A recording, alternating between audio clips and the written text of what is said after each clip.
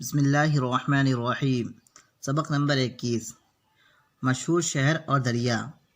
ہندوستان میں سب سے بڑے شہر بمبئی اور کلکتہ ہیں۔ بمبئی پچھم میں اور کلکتہ پورب میں سمندر کے کنارے پر ہیں۔ وہاں سے دوسرے ملکوں کے ساتھ سوداگری ہوتی ہے۔ روزمرہ جہاز آتے جاتے ہیں۔ لاہور، دلی، آگرہ، لکھنؤ، الہ آباد اور بنارس بھی بڑے شہر ہیں۔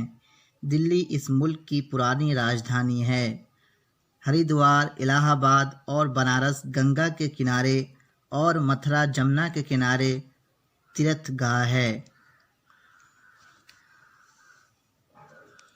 گنگا اور جمنا ہندوستان کے بیچ میں ہیں۔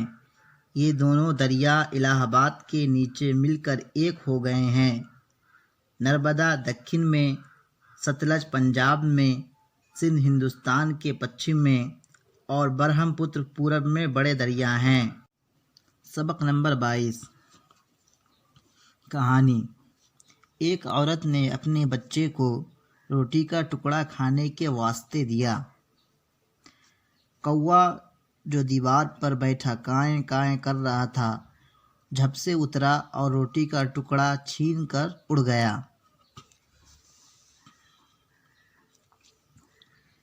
بچہ رونے چلانے لگا۔ عورت بچے کا بلبلانا سن کر یہ کہتی ہوئی دوڑی، کیسا کم بخت لالچی دغاباز جانور ہے۔ کوے نے جواب دیا کہ جو آدمی اپنے بھائیوں کا مال دغا و فریب یا چوری سے کھاتے ہیں، پہلے ان کو برا کہو، وہ تو مجھ سے بھی زیادہ برے ہیں۔ اوروں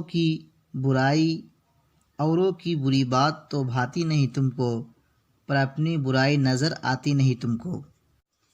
سبق نمبر 23۔ بدن کے حصے اور ان کے نام۔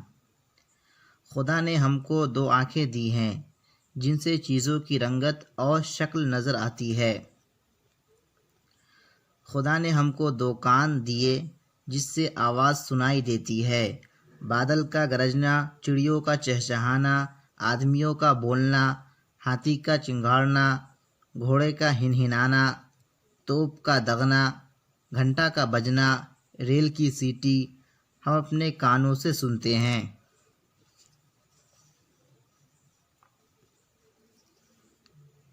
ہم ناک سے سونگھتے ہیں۔ سونگھنے سے خوشبو، بدبو، بساند، سڑاند معلوم ہو جاتی ہے۔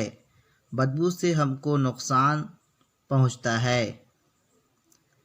خدا نے ناک اسی لیے دی ہے کہ ہم بدبو سے بچیں اور خوشبو سے فائدہ اٹھائیں۔ ہم زبان سے چکھتے ہیں۔ چکھنے سے چیزوں کا مزہ معلوم ہوتا ہے۔ کوئی چیز پھیکی ہے، کوئی کڑوی، کوئی میٹھی، کوئی کھٹی۔ اگر زبان میں یہ قوت نہ ہوتی تو بدمزہ اور خوش مزہ چیزوں میں ہم کچھ تمیز نہ کر سکتے۔ خدا نے ہم کو کیا اچھے 2 ہاتھ دیے ہیں جن سے چیزوں کو